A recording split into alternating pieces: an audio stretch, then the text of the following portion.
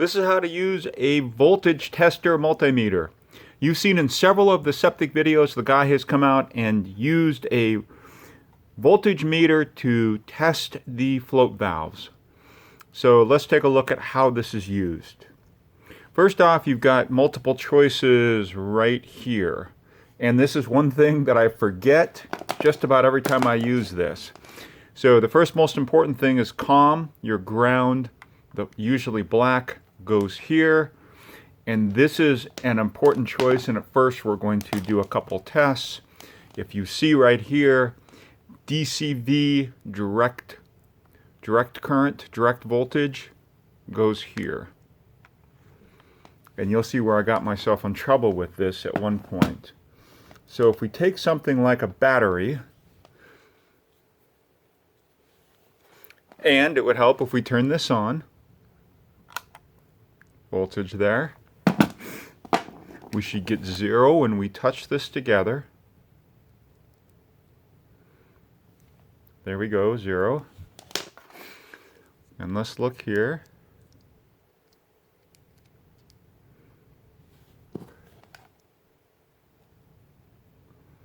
So look, if we look right there, see 1.2 volts, so it should be 1.5. Let's take a quick test on a better battery and see if we get higher. There we go, 1.5. So what we just found out is that this also can be a complicated battery tester as opposed to a simple old analog battery tester here. If we look here, I've been having trouble with this. This should be 18 volts.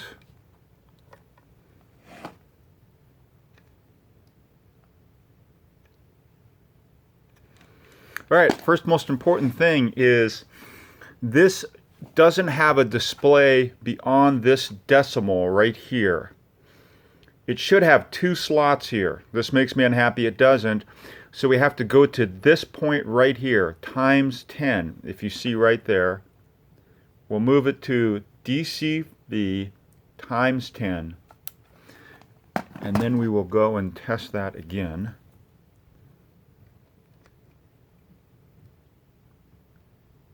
So there we are. You times that by 10, 13 volts. Less than ideal. I've had a problem with this battery, and I think that's indicative of it. But let's get to the most important part of how you use this when it comes to real world and how I just got myself in trouble with it.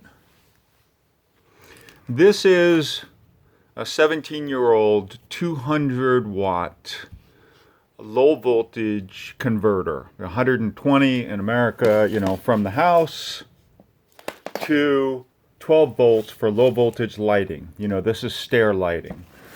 And you know, it has this very analog actual clicking, and you pull these things on and off.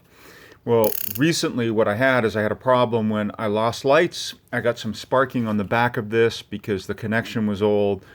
And I ended up ordering a new one because I was using the voltage meter wrong and thought that this was broken. So let me go in and show how it is used correctly in an example like this.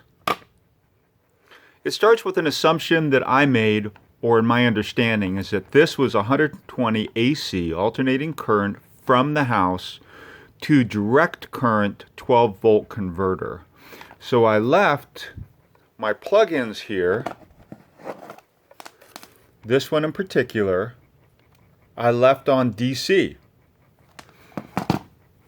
When I came here, if I get the lighting, I get 0 there.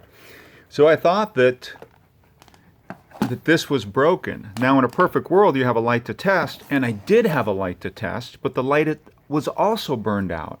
So that confirmed. Now in this case, I've got a good known light that works. And there we go, we have light, so it shows that's working.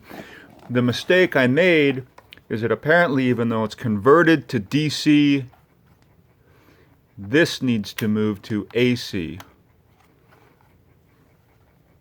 the ACV. There, you see, there's the 12 volts.